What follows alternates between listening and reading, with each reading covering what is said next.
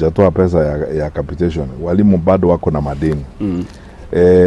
Na sasa number 4, kwa sababu hakuna regulation, unajua wizara ndio inapaswa kukaa chini na viongozi wa sekta ya elimu ifanye mpango. Nimeona mabarua ya shule.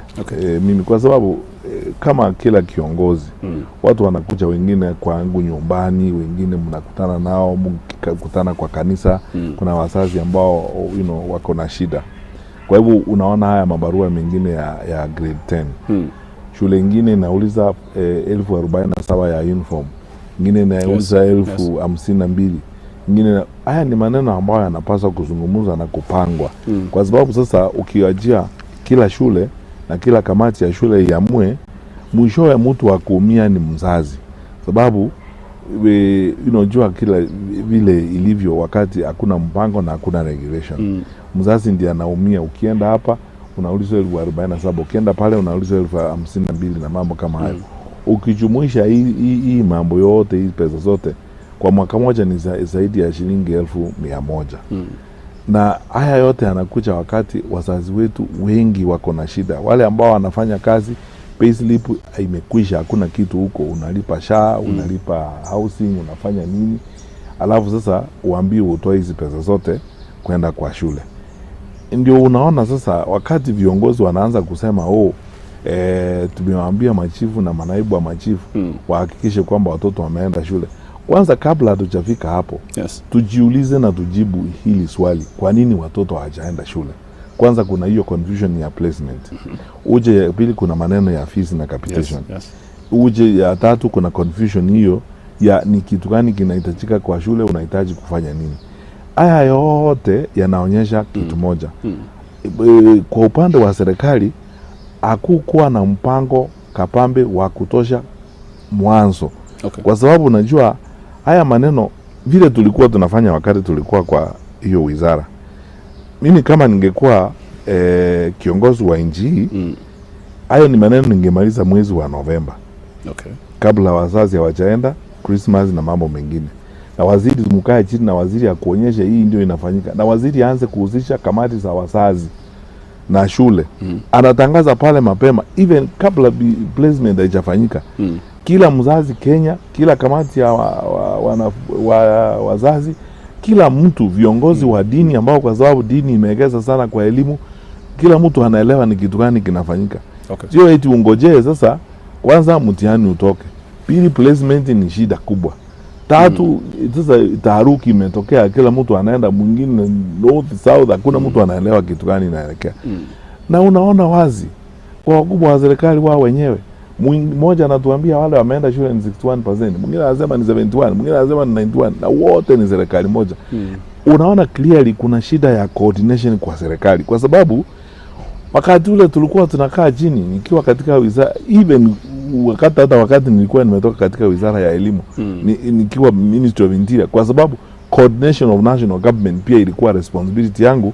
Tunakaa chini, waziri wa elimu Professor Magoha, mimi mwenyewe tunakaa pamoja, na tukitaka mambo ya takwimu za kuenda shule tunaita Minister of Planning. Kwa sababu yeye ndiye akona Kenya National Bureau of Statistics. Tunatafuta mbinu ya kujua hakika ni nani yako wapi na ni nani ameenda wapi. Kufikia Novemba tumepanga hii maneno yote imemalizika. Sasa sio eti zote tunashitukia, wakati mwingine unaona mawaziri wenyewe, watu wengine wakubwa wa serikali wanaulizwa maswali hawezi kujibu wewe vizuri. Kwa sababu hakuna mpango, hatujatilia maana na hii kazi. Hiyo ndio sio priority yetu. Sasa mzazi na mtoto na mwalimu wote wameachwa kujitetea. Hiyo ndio shida tuko nayo katika sekta ya elimu. In total, mtu akikuuliza tu describe sekta ya elimu in Kenya in one word, chaotic. Ni shida, hakuna mtu anaweza kukuambia kitu ya kweli. Sasa angalia wale wamefanya KCSE, wale wamekuwa selected kwenda university, na TVET hapa katikati nini inafanyika. Mambo ya student loans, sijui kama kuna mtu anaelewa ni kitu gani inafanyika. Kila nikienda niko nje nakutana na wananchi. Nilikuwa kwa mkutano wakati mwingine Kisumu, nakuta wanafunzi wa vyuo vikuu wengine wanakuambia mimi nimesimamisha, nimedifaa and so on. Nitarudi baadaye kwa sababu siwezi kulipa hiyo pesa. Wewe jiulize Katonye, tukiendelea namna hii miaka 3 ama 4 ingine, kutakuwa nini kwa nchi tukiendelea na hii shida? Unaona namna hii confusion hii wasiwasi inaendelea namna hii. Ile kitu tu naendelea, ile kitu ya muhimu kwa hawa wenzetu, ndugu zetu viongozi wa serikali, kitu muhimu kwao ni baraza, kubeba watu, kuwalipa na kujipiga kifua. Okay. Hakuna wewe niambie, hizi pesa zote zinalipwa, watu wanalipwa huku, wanabebwa na mabasi. Kama hii pesa yote ingekuwa kwa ministry, tuna pesa ya kutosha Kenya. Hiyo ndio ninasema. Tuna pesa ya kutosha Kenya. Okay. Wale tunauliza uongozi because tunakuzaisha haya. We want to fix this. Hizi pesa zinanunuliwa watu kila siku, wanapelekwa sijui wapi, State House, wapi Sakana kupewa pesa. Hii pesa yote tuiweke kwa Ministry of Education. Tulipie watoto wetu shule, ili capitation iingie mapema, watoto wapate huko. Shule kifunguliwa, pesa iko kwa shule. Na umesema pesa iko. Pesa iko. I mean, sasa wewe jiulize, hii ya kulipa watu inatoka wapi? Okay.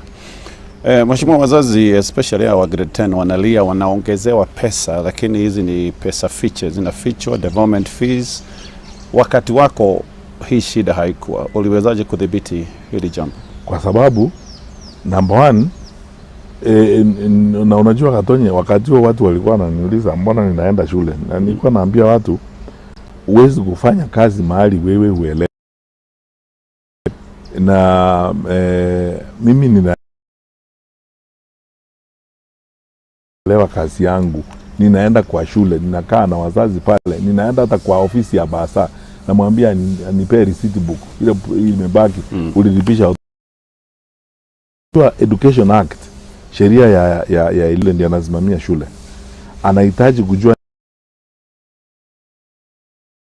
Yanasikitisha, na unikubalie niongee haya kwa ubana kidogo. Unawezaje kuwa uko na mke ako na mimba